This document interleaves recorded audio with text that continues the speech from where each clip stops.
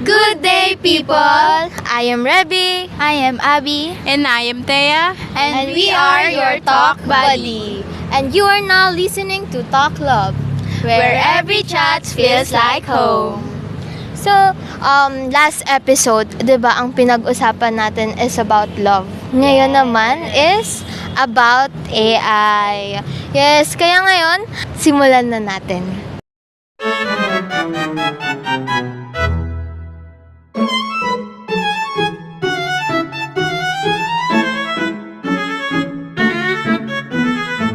So ngayon mga beshi, kasama na natin ang mga guests natin for today's episode. So guys, introduce yourself na. So hello listeners, I am Craven, 20 years old, engineering student from PUP. Hi guys, ako nga pala si Joshua, isang law student, 20 years old. Hi guys, ako nga pala si Nika May Demetria and I'm 20 years old at ako nga pala ay isang nursing student.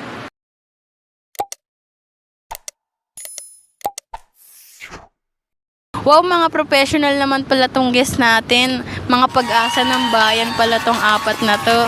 Totoo, mga bigatin pala to. Diba? Tamang-tama lang din yung topic natin kasi AI and mga students sila. So for sure, makaka-relate sila and pati na rin yung mga listeners natin, diba? Tama. Kamusta naman kayo mga bestie? Ayos lang ba kayo? Grabe nga sa engineering, sobrang hirap, daming ginagawang computation. Nako, paano pa kaya sa law? Grabe rin sa accounting, ang hirap. Ano pa sa nursing student? Ay nako. Taray ha? Taray naman neto. Sobrang taray. Grabe, stress na stress sila sa mga ACADS nila, no? So guys, may mga gusto kaming malaman sa inyo at may mga hinanda kaming katanungan. Kaya naman ito na yung unang tanong. Di ba hindi naman lahat alam kung ano ang AI? So para sa inyo, ano nga ba talaga ang artificial intelligence?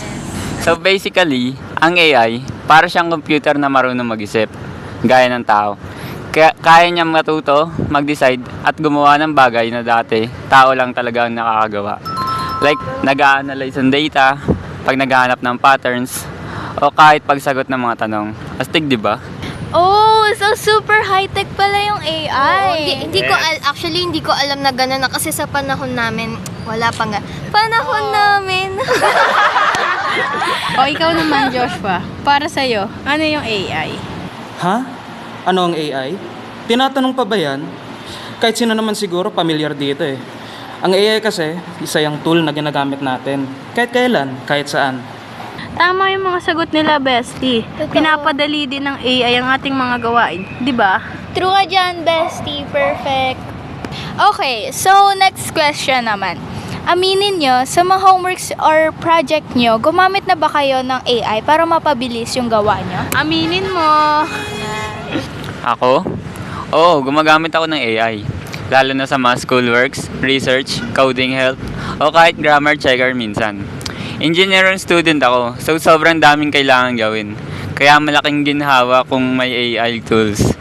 Pero syempre, hindi ko siya ginagamit para mandaya. More on tulong lang talaga.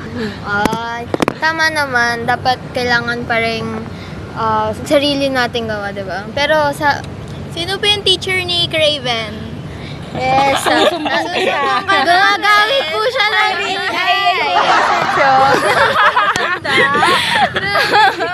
Kaya naman mga bestie, napapaamin na natin sila unti-unti. Partida, 2 tanong pa lang yan ah. So, stay tuned mga bestie. Pero bago ang lahat, quick word from our sponsor. Be right back mga bestie.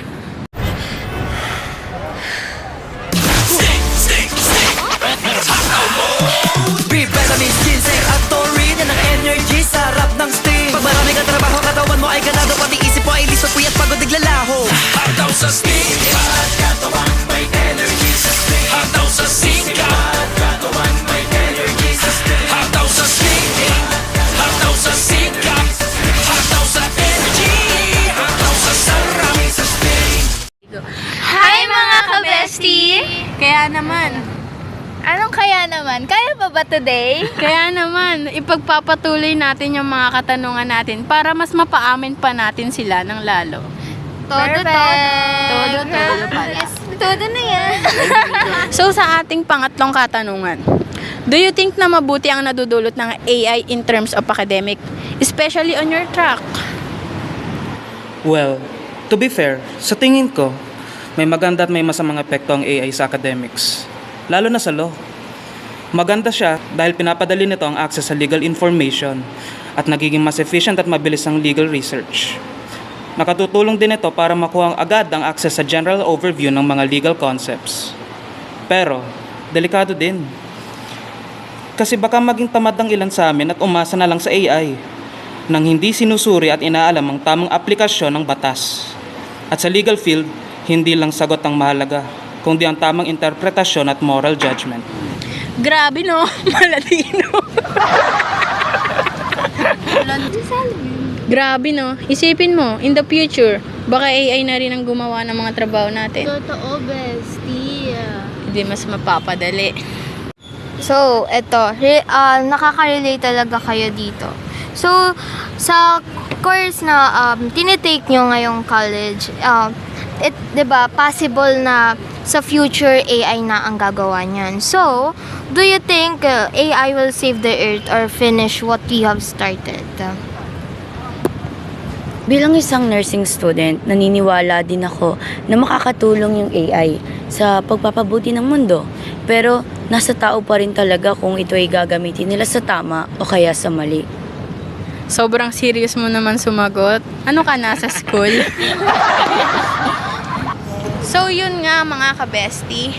Ganon pa lang nagagawa ng AI. Yes, nakakatulong talaga siya sa atin, lalo na sa mga estudyante and sa mga mga mga Yes. professionals, nakakatulong talaga sa atin. Lalo na ngayong Gen Z, yung nila, generation. Yes. Nahihirapan sila kaya Pero dapat talagang gamitin natin, alam natin kung paano gamitin ito sa tama at saka ikakabuti lang natin. Yes. Diba? Dapat hindi talaga tayo nakadepende lamang sa Sa AI. AI, Siyempre dapat gumagana yung utak natin para sa isang bagay din. Tama Diba? naman. Yes, so, And that's a wrap mga ka-bestie. Mga ka-toklabs, sana may natutunan din kahit kaunti. This is your Thea. Bakit your Thea Bakit this is again. your? kaya pa ba?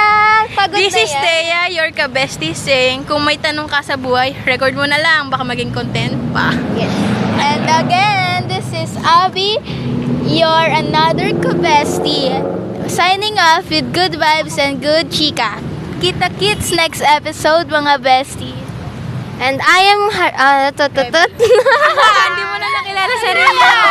Natulala ka na ba sa mga question at kasagutan nila? Sorry. And I am Revy, your talk buddy. So, like and comment and share. Thank you. Bye-bye. Bye!